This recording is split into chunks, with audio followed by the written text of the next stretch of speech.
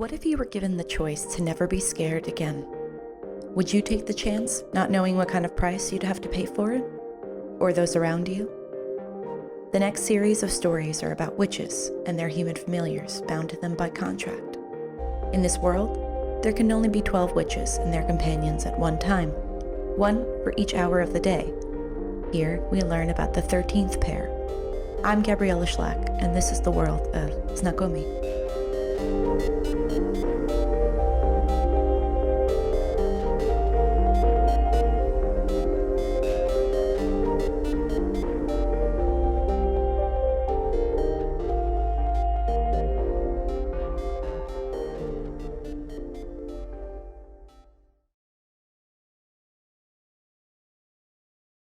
Tracing occult pasts, language, and our understanding of pre-Christian pagan practices. Dr. Michelle Rubinova-Svatleva, Ph.D. First published October 2019. Davis Center for Russian and Eurasian Studies, Harvard Press. Abstract. Through recent restoration and translation methodology, linguists and philologists have begun to uncover more social context on long obscured pagan and occult practices in Eastern and mainland Europe. 1. Introduction. The beauty of language is that it's a living thing. All things that live must by necessity change. The written language fools us into thinking that words and meanings are permanent, but without the proper context and history, sometimes those very meanings are lost to us. One such vanishing word exists in the English language. It is the word familiar. Only naturalized into human tongue in 12th century, by 16th century, English-speaking Christian converts rejected the root of the pagan Germanic compound, blood companion. Thought to connote pagan ritual sacrifice, speakers of English kept only the companion suffix. It is easy to see the grave error here made by witch hunters during the 17th century witch trials. Many had taken to believing the blessed communed spiritually with animal companions to complete rituals. This understanding is incorrect. While spiritually sensitive and grounding, they do not possess enough gates in the body to channel an appropriate amount of energy for the blessed to commune. Simply put, witch hunters in the 17th century had looked for cats and toads when they should have looked for people. The blood in blood companion did not refer to the blood itself, but any vital fluid that could be given as payment to catalyze a spiritually binding contract. By ritual, a familiar presented themselves to the blessed. Most familiars are acquired by explicit contract, others entirely by accident. 2. Sons and daughters of reckless bastards. My name is Constantine, but my mother calls me Kostya for short. I've always liked that because it sounds like the Russian word for bone. It's a name that's especially meaningful now since on my bones, embedded into every inch down to my phalanges, is a tiny Cyrillic character. They tell the story of the night I lost my freedom. I am what you would call a companion. I carry an inscripted contract to serve my master, a koldunya. That's what you would call a witch here in America, I suppose. The translation, it doesn't quite fit. But I guess they rarely do. So much lost. My master's name is Michelle Rubinova-Svatleva. She goes by doctor now, writing peer-reviewed articles and schmoozing with investors, but I still remember her in braces and glasses, afraid of the world. Back then, Michelle had been the first person to be my friend. With all the kids she could have picked on our block in suburban West Jersey, she picked me, the boy with no father and the most broken English you'd ever seen in your life. An immigrant from a town in Russia that no one had ever heard of, so poor that it was all my mother that could do to keep me clothed, since I grew so fast. After years of eating alone at the end of a lunch table, she sidled across from me one day, dropping all her books on the table. I stared at her, dreading having to speak in English once again, but she just sat down, opened up a packed lunch of cheese blintzes and offered it to me. "Na тебя," she said, pushing the lunchbox towards me, informal as you please. I leaned over and looked at the blintzes, clearly homemade and overstuffed with cheese. Mama hadn't cooked in so long, spending all her hours at work. It had been years since I'd eaten a meal from back home. "You're the boy from 2 doors down," she said in Russian, watching over the thick plastic rims of her glasses.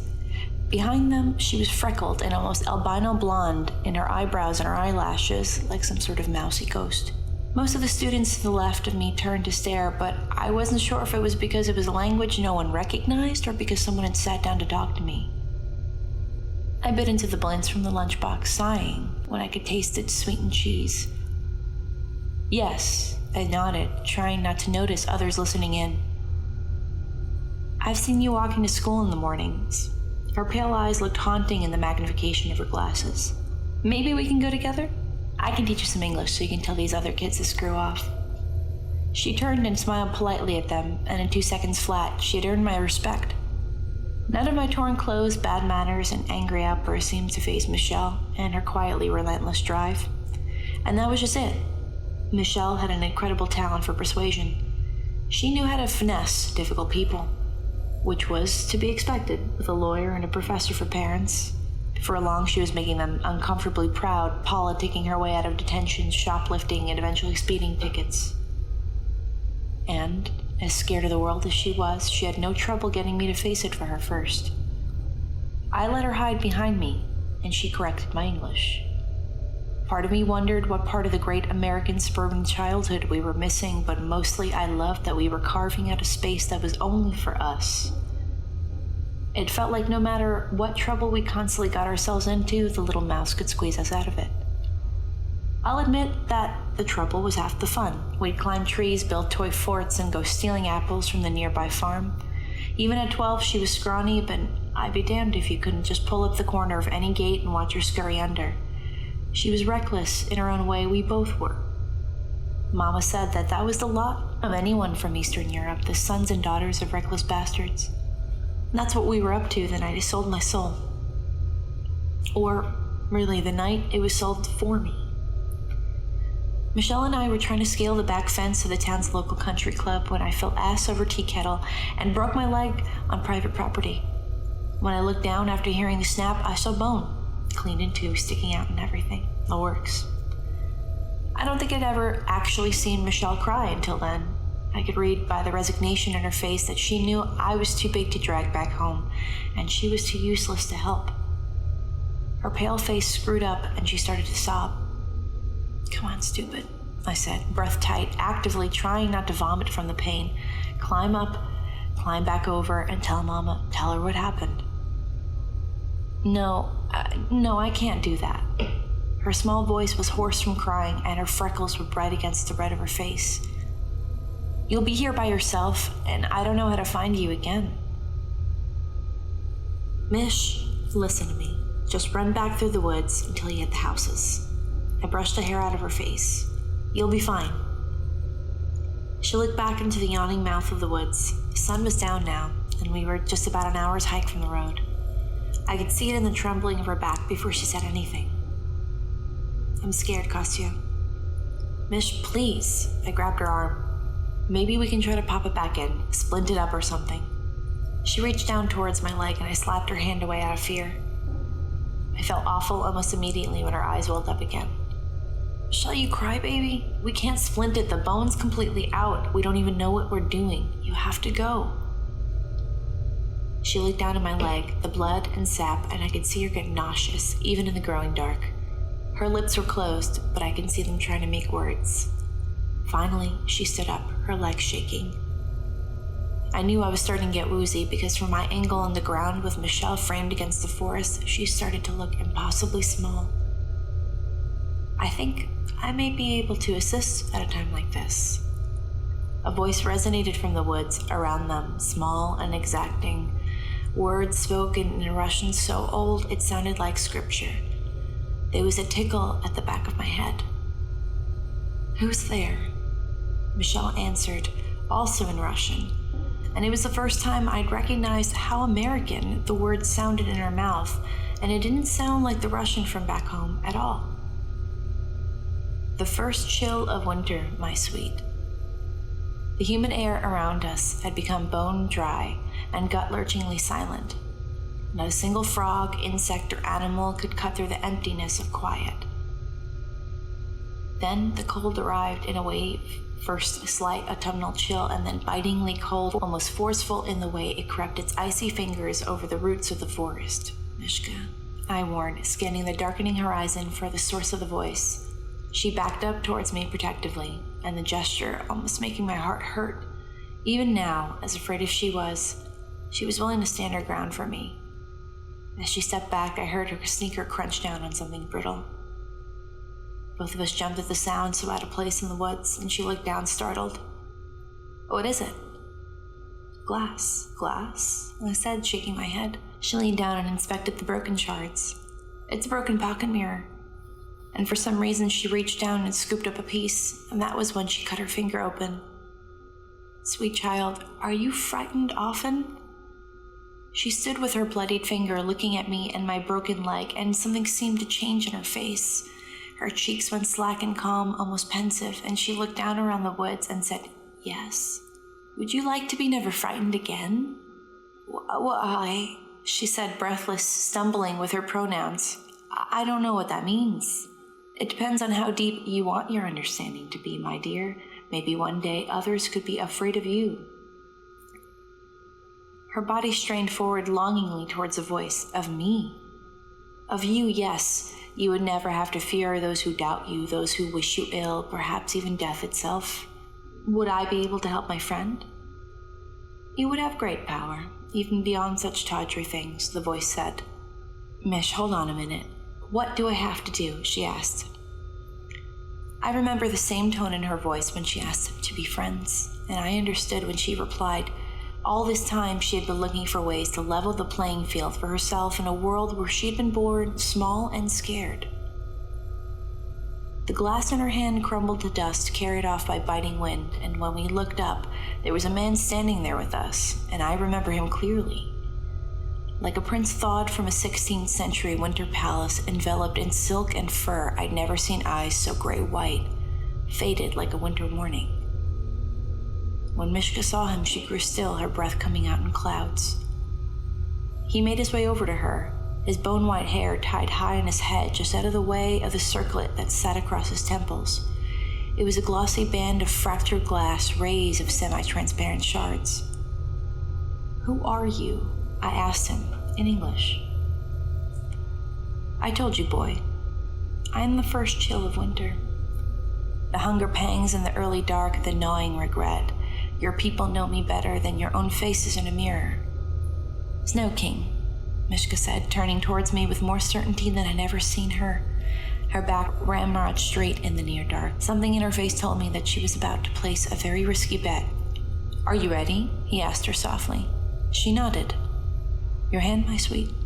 Neither of us expected the king to snap off a jagged piece of his magnificent crown, or for it to grow like the longest icicle I'd ever seen, or for him to then smash the shard into Mishka's little hand.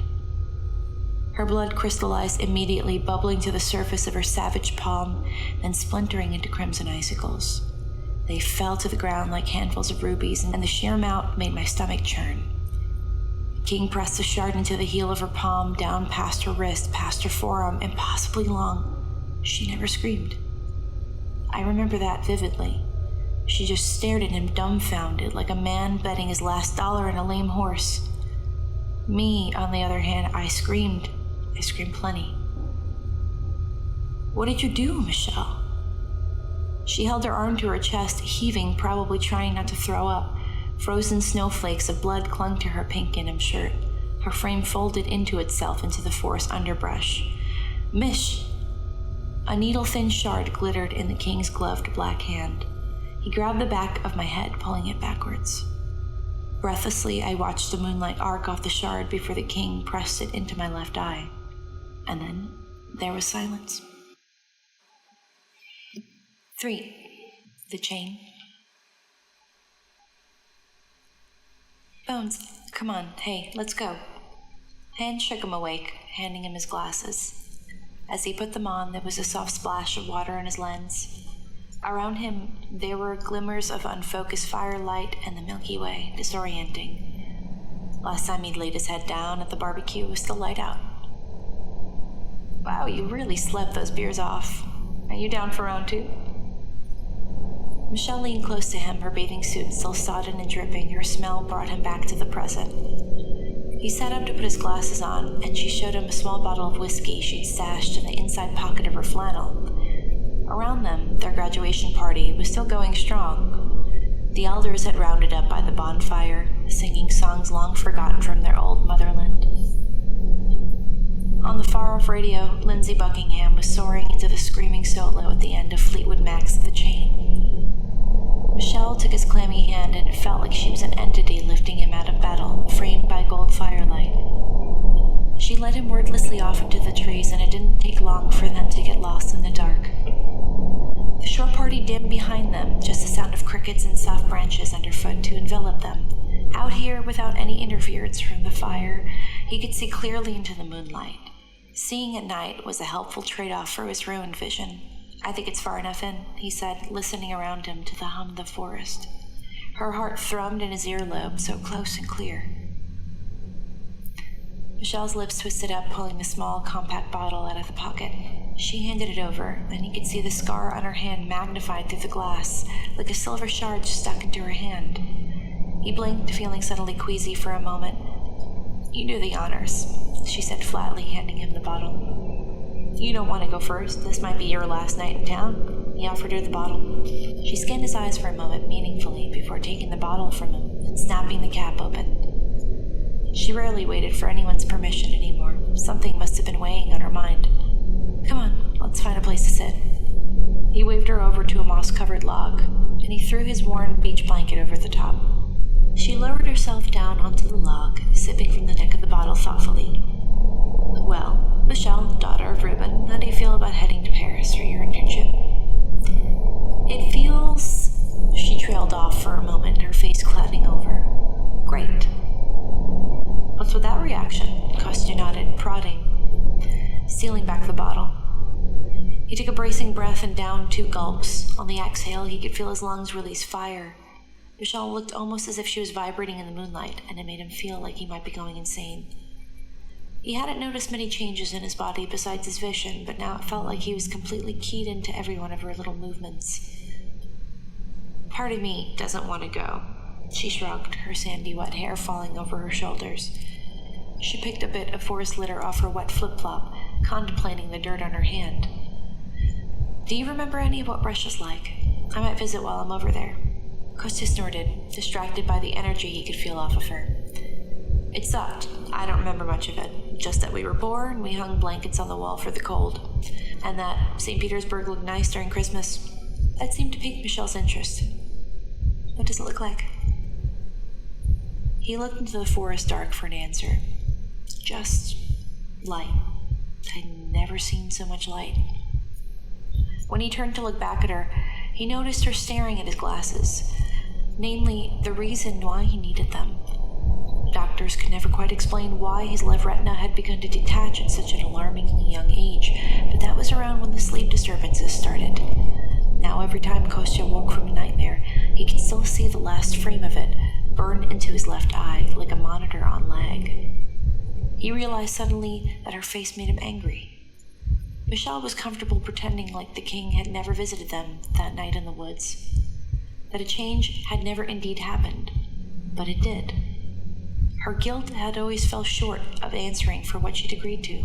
If she hadn't have been so quick to accept the strange man's gift, and she had just listened to him. Kostya rubbed the back of his neck, trying to banish the flash of tension that locked up his bones. "Hey," she said, starting but leaving it there. "You're gonna run halfway across the world to get away from me, but I don't get to leave you." She sighed, frustrated. "We've talked about this." "No, you talked around it. Mama always said that you should make money with the way your tongue wags." Michelle stared at him helplessly. "I've always tried to help you, Bones, even with the nightmares, even when you get scary angry. Part of that is your fault, Michelle. I don't feel the same." "Stop, Kostya. You've always been quick to fight, quick to get angry. You've never been dead set against using that for yourself. You ever noticed that?" He wasn't close enough to see, but he could sense with relative certainty that defeated tears had sprung to her eyes, and that was something he could smell in the shift in the air. He took a bracing breath. "You're gonna leave anyway, aren't you?" She looked at him, eyes bright. "I am." Her face strained to hold back tears. "What's scaring you then, little mouse?" He ran his fingers down the length of the log and scurried them up the plane of her pale legs. He wondered if she was cold here in the forest, just sitting here, arguing in her damp swimsuit and flannel. She slapped him away, her hackles rising. I hate that nickname.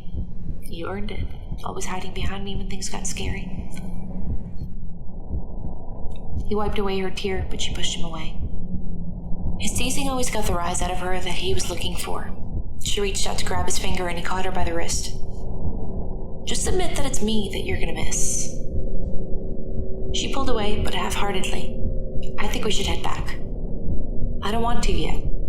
Kostya.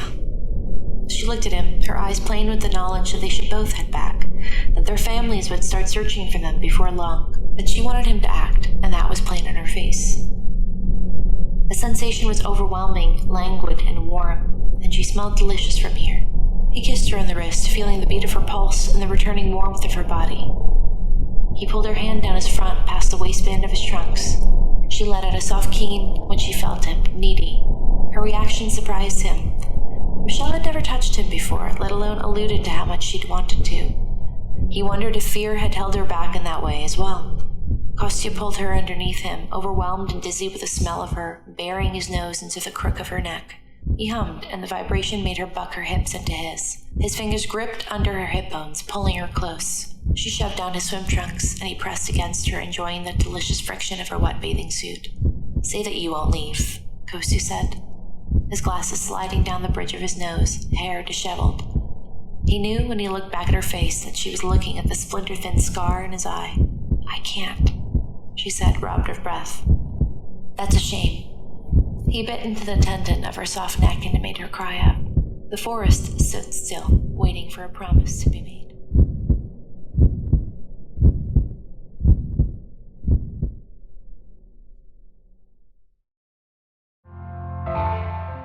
Thanks for listening. If you'd like to read more, view illustrations for the series, or catch behind-the-scenes content, visit yeyankee.com or follow us on Twitter at yeyankee. You can also help support more stories and audiobook productions by visiting patreon.com/yeyankee.